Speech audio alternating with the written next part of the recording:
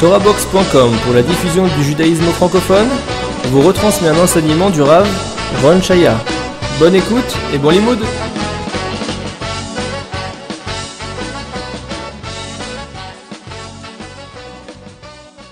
Bon, maintenant qu'on a vu la dernière fois sur comment vivre et comment demeurer dans la souka, hein, tout ça est valable à condition d'avoir une souka qui est cachère.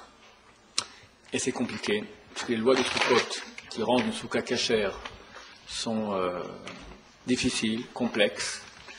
Pour vous dire d'expérience que je ne sors pas beaucoup de ma souka, et quand je suis invité, je peux dire d'expérience, une souka sur deux n'est pas valable. Et les gens font les brachot dessus, ils font les chefs souka, c'est bachal, batal, bracha en vin, ils mangent du pain, une quantité qui rend obligatoire d'être dans la souka, ils ne sont pas dans la souka. Donc c'est très facile. C'est comme n'importe quelle mitzvah. Si on suit les règles, alors on a fait la mitzvah. Si on ne suit pas les règles, très souvent on est hors de la mitzvah et on a fait le bracha et batalal, le bracha en vain. Je ne pourrais pas, dans le cadre d'un cours maintenant, si court, raconter toutes les lois relatives à la mitzvah de soukha, c'est-à-dire tout ce qui rend une soukha cachère, oui ou non. Je dis les choses en gros, suffisamment pour que vous ayez une bonne idée. Aussi les points qui sont fréquents chez les gens, où il y a des erreurs. Et ça vaut la peine que quand quelqu'un fait sa souka, ou bien qu'il apprenne bien toutes les lois relatives à la souka, ou qu'il amène un tamid chacham, quelqu'un qui a bien appris ses lois, qui vérifie sa souka si ça marche bien.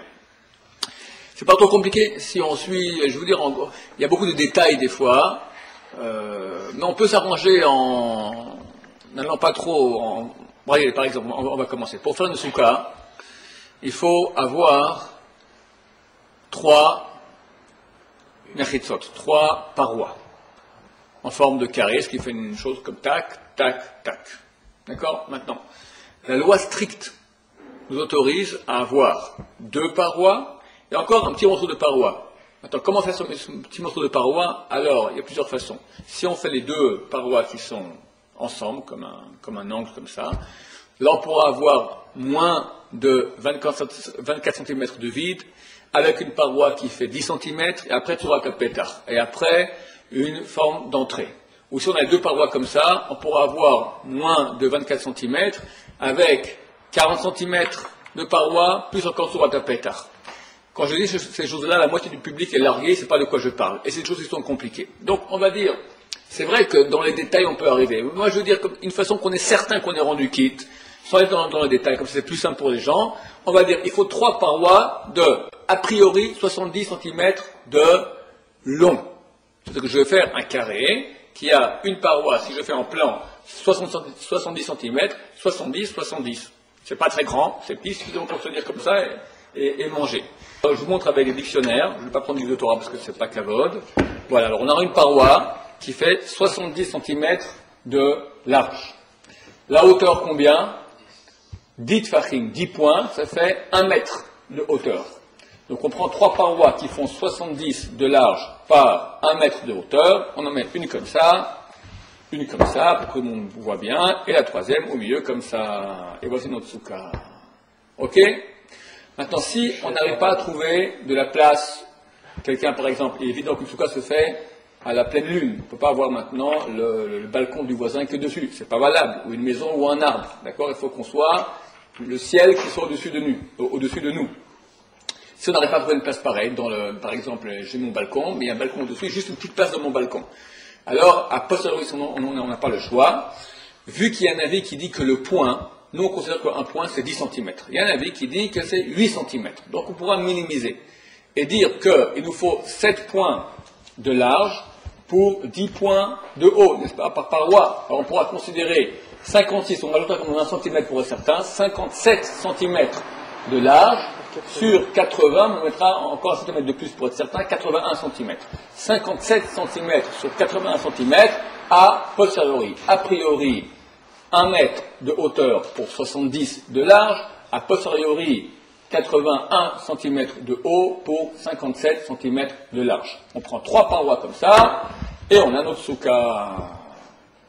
Maintenant, bien sûr, il faut qu'il y ait 1 mètre minimum de haut pour la paroi, ou 80 cm, mais c'est pas obligé que le srach c'est le toit, que le toit de la souka il soit collé aux parois. On a une loi qui s'appelle Good achit mechitzta. Gud achit, gud asik mechitzta. Gud asik, je fais, gud signifie je relie, asik, je fais monter les mechitzot, les parois. On peut mettre une paroi même, on va dire, à 5 mètres de haut, et considérer que la paroi, elle monte de façon virtuelle, d'accord? Du moment que j'ai 3 parois qui sont en bas, si j'ai au-dessus d'elles un toit, c'est valable. Pas forcé que les parois touchent le toit. Donc si quelqu'un maintenant est dans son balcon, tout simplement les parois du balcon, avec le mur de la maison, c'est fait suffisant, il met dessus qu'un toit, c'est absolument valable. Ok? Il faut faire attention que les parois soient, comme je dis, au moins 1 mètre de haut, a posteriori 80 cm, mais qu'elles commencent par terre, en tout cas pas plus haut que 24 cm du sol. Si les parois sont suspendues dans les airs. D'accord? S'il y a ici de l'air plus de 24 cm ou plus, donc plus de 23 cm, c'est pas valable. Une paroi doit commencer à partir du sol dans les 23 cm du sol. 3 points. 3 points, ici on va aller de la vie plus grave.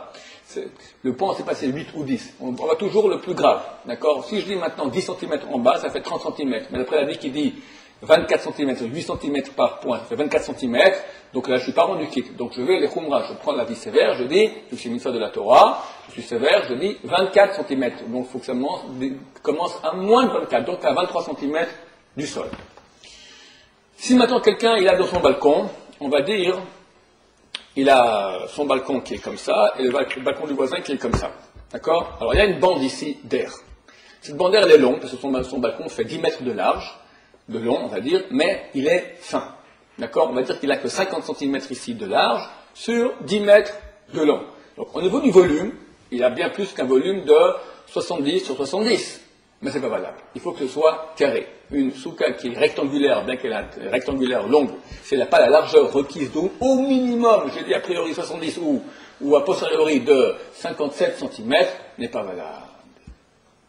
Il y a des cas très extrêmes, je veux dire en 2 mots, si vous comprenez tant mieux, sinon tant pis. Si quelqu'un, il a 57 moins, avec 16, comment ça fait? Ça nous fait 41. S'il a ici une largeur de 41 cm, et il a donc 2 points, ça veut dire 16 cm qui sont par le toit du voisin, il met la paroi ici, à la fin des 56 cm depuis le mur de son balcon, vous comprenez ce qui se passe ici c'est la maison, là c'est le balcon, c'est valable. Bon, ceux qui ont compris, tant mieux. Ceux qui n'ont pas compris, tant pis, ils demanderont une autorité rabbinique compétente sur place, parce que c'est des choses qui sont très compliquées, on ne peut pas jouer ici, c'est des choses qui sont délicates.